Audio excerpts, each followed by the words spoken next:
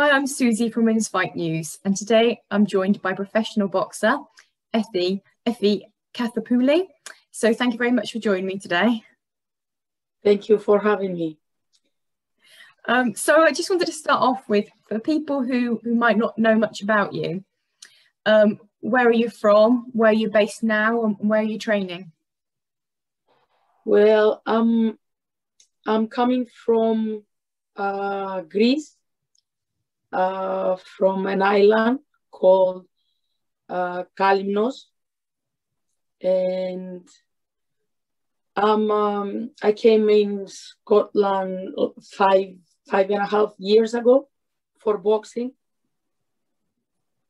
I'm trained here in Glenrothes, to Glenrothes Boxing Club, and here you go.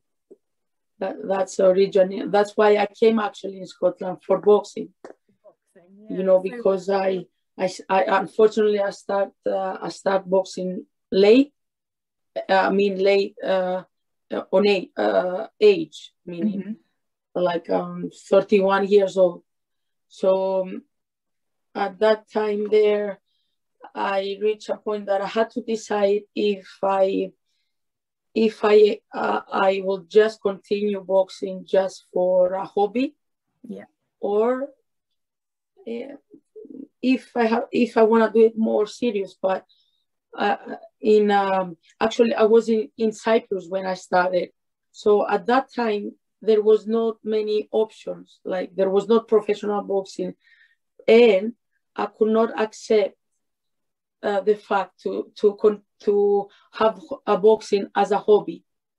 So I wanted to do whatever I wanted to reach my boxing to the limit, you know, to see what I can do in professional. It was the next level. So the good thing was that I met my Scottish coach to Cyprus, and where he knew my Cyprus coach, Christos Aravis, very well, many years. So this is how I started when I found out that my Scottish, the Scottish coach, Steve McGuire, he has a professional. So this is how I start to flex with the idea that maybe this is a chance for me. This is a chance for me to do it, to follow my dream. And actually after 2-3 years, I asked for him to come. So this is, he told me, okay. And here I go. I packed my things and I came to Scotland. So that's how I started. And I still keep on doing it, and I'm grateful for that. And we'll see what it will happen. I understand you because you'd had some amateur competitions in Scotland, and you were a Scottish champion. Yes. I said, oh, you know what? Maybe it sounds a little bit, but I said to myself, you know, if you will go to Scotland and you will conquer Scottish people. Anyway, yes, I've done actually many fights in a small period of time. The first season I almost done like 11 fights in 9 months, and the second season another 15 fights. Yeah. So that's quite a lot. It is, yeah. Yeah, it was hard, but that makes you stronger for the hardest fights that they are on the way, you know? Definitely. And talking about hard fights, I think you're probably most well known for your famous fight with Rachel Ball, dubbed the bloody fight. The bloodbath, isn't it? Yes. Yeah. So tell me about that fight. Expected, yeah. Imagine that for me was my second professional fight. Yeah. That's my second professional fight. in her show down in England. Yeah. Well, to tell you the truth, if I had an idea how it will end up, maybe I will be more scared than when. Well, that's fine. It was a hard fight.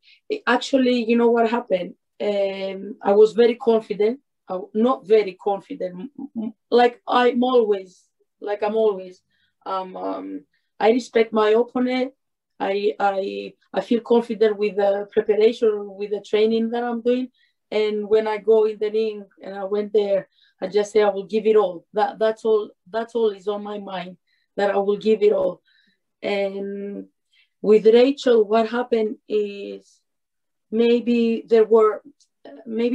from the second round, I think I'm in my corner and my coach told me that I have a cut in my nose. So I better to take care for not the referee to stop me.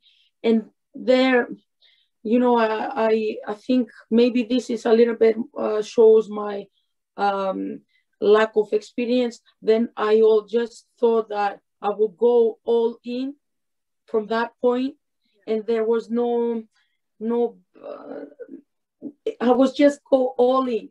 So there were many cuts, but from headbutts, but not on purpose. That's 100%. So that was so much excited. It was a very excited fight. I put her down. I knocked her down in the second. Then she knocked me down. I don't remember, in the fourth. I don't know.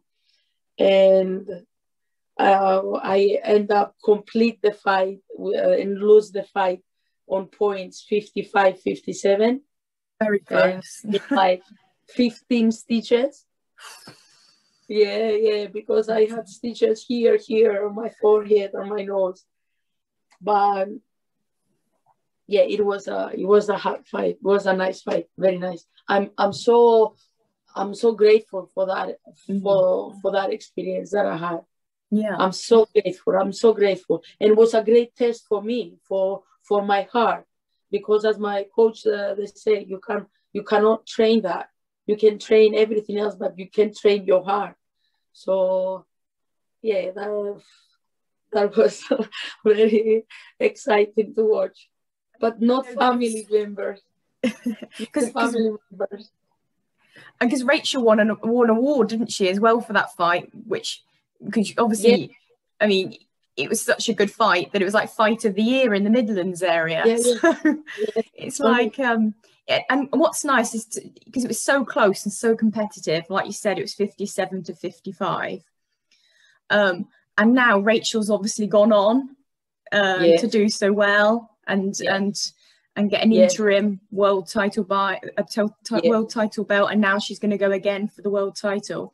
Yeah. So to show that how close you got, just shows how your own talent and that kind of opening. Yeah, of course. Yeah, of course. So it's exciting for the future. I'm excited and I'm waiting. Whatever it comes, you know, what I know in my mind and in my heart is that I'm training hard. I wanna do the best I can for that, for boxing. You know, I wanna reach the highest I can go. I don't know where is that. You understand? When I left my country to come here, I didn't know where that will take me. All I needed, all I knew is in my heart that this is what I want to try, and this is what I want to give and do sacrifices for. So I feel the same now as well. I'm training, I'm doing hard training, I'm trying to improve, to get better and better and better. And wherever it comes, I'm here. So, and I have not an instinct. I know that something will come up. I'm waiting and something will come up. I know that. I feel it. Because I was going to say, obviously Eddie Hearn's announced that he's going to be doing his fight camp again this summer. So would you be ready and available to go if you got the call? Yes, of course. I'm waiting for that. Absolutely. Obviously it's been, unfortunately, because of the pandemic, you haven't fought since January last year. How have you kept motivated to keep going for this, you know, obviously to take your moment now to keep that motivation? Really, there were a couple of fights that came up, and for a reason, something with a pandemic, and the other time I think my opponent was found positive. So yeah, but you know what, maybe I don't know why, this is how I deal with that kind of stuff. Like, I take it as it comes. I don't, like, if it was meant to be like that, that's for a reason. And to tell you the truth, during the pandemic, I never, and from last year, I never stopped training. I used that time, my motivation. So to answer your question was, my motivation is, and it was huge motivation for me, to use this time for my benefit. And I use that time for my benefit, to my boxing technique, to everything. So I haven't stopped. Only maybe 7 days that I was ill as well. That's all. This is when I stopped training. Apart from that, I never stopped training during the pandemic. No, I never stopped. So I hear from everybody, like, feel gutted for all the situation, but I say no, nothing is missing from me at all. No, I'm just training. I'm using it, as I told you, to get better. So no problem. Obviously, you fought at a few weights because you've had 5 fights, and you fought at about 3 different weights. Is that right? Yeah. So what weight do you think you'd want to? So if you got a call up, who would you want to be called up to fight, and at what weight? I don't know. From featherweight and below.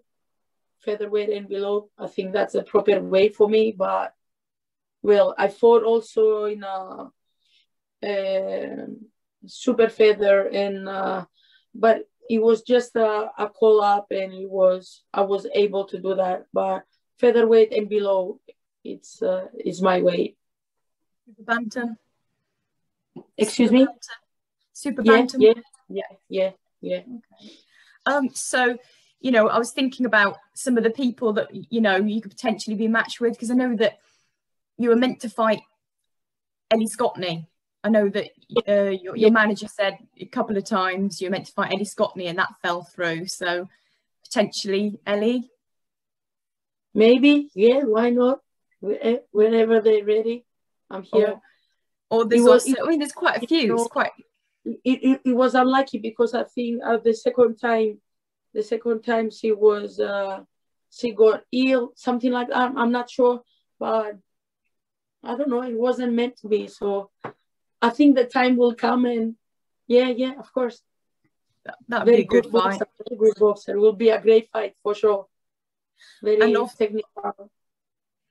And you've also got Raven Chapman, who's looking to debut. She will have her pro debut now, I think, yeah. And I think they said today that she's been given a date in July, so she's looking for an opponent. Okay, here you go. And then I think she's been calling out Beck Connolly, but obviously Beck could be an opponent as well. Beck Connolly. Yeah, I think there were some talkings with her as well. I don't know what happened. Yeah. Obviously there's Ramla Ali, although she's probably on the bigger side to what you want to fight. No, I think Ramla Ali, isn't she fighting at 51, I think? She's fighting, yeah, she's sort of she's feather. She's no, I think I'm not sure. Is she had 2 fights now? Or yes. What? Yeah, she'll be on to a 3rd fight. I think she's already booked in, actually. She's fighting end of May. She's fighting on the card in America with Chantal Cameron. Okay. But I thought she fought at at featherweight, but I could be wrong. Sort of feather. Maybe I am wrong. Maybe I am wrong. No, I'd have to check. Yeah, we'll check. That's fine. But obviously she might want to fight again because she seems to be. I'm sure. Excuse me. She might want to fight again after the end of May because I think they seem to be trying to put her through a few, get her regularly fighting. And then also I noticed there's Stevie Levy, who's a fighter from Norfolk, who again hasn't fought for a while because of the pandemic, and she'd obviously be up for a fight as well. Yeah. So yeah, a lot of potentials. Yeah, many. We'll see. Yeah. We'll see what time will bring. Yes, exciting. So the other thing I wanted to ask you is, obviously you say about how dedicated you've been and how you've been continuing to train. Have you got any other sort of interests outside of boxing? I'm studying sports and fitness now. Hopefully I will graduate this year by HNC and move on to HND next year. So yeah, I keep myself busy, quite busy. And that's all. I don't have time for anything else, especially now with the study online. It's not so easy. And it's not so easy, and training. So, and I also do some part-time job as a door supervisor, if that's okay, in the pubs, so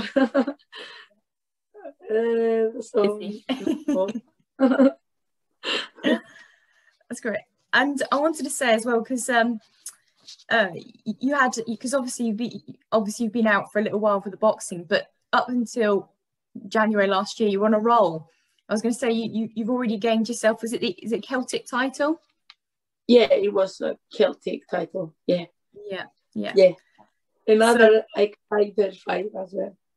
Yeah. And it was against a good opponent too, wasn't it? Yeah, against an Irish girl.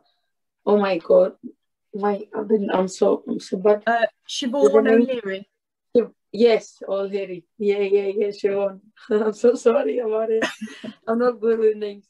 Yeah, it was a good fight. Very entertaining fight. Yeah. Also, I got in that fight. I got 10 seconds before the end of the first round. I got knocked down. And then it was like a something switch on in my game. Actually, I knew what I will do, my game plan from the start. So I have when I went in my corner, I had no second thoughts about what happened for the knockdown. Not at all. So even I think I was winning the first round, but anyway, after the second round, I just gave no space for another result. No, it was a very excited fight. Very excited fight. Very good. Sounds like you've been in a lot of exciting fights. Yeah, that's why I call myself Trouble. I mean, as I told you before, I'm not saying big words, but what I can guarantee is an excited fight, and I will give my opponent big trouble, no matter the result. That's why it's not a. That's why I call myself like that. You understand? That's all. I think it sounds like 2021 you're going to be collecting some more belts and causing trouble for more people. Yeah, yes. Great trouble. He's here to make some trouble. Why not? That's it. And you know, and then maybe down the line, a rematch with Rachel Bull. Yes, yes. We already had a small talk for that. Yes, of course, of course. That would be nice. Yeah. With less stage. blood, on a bigger stage, so we can, you know, so that it's a big crowd, yeah. big audience. Yeah, that would be exciting. Yeah, really exciting. Brilliant. Well, it's been lovely to chat to you. Nice to meet you as well. And nice good luck. And I hope you get some fights. Get some fights lined up soon. You will see me soon. Yes, I'm looking forward to it. Nice to meet you. Thank you. Thanks, Effie. Thank you. Take care. Bye. Bye. Thanks. Thank you for watching, and if you enjoyed the video, please hit like. Don't forget to subscribe so you don't miss any future content, and why not check out any other videos on the channel.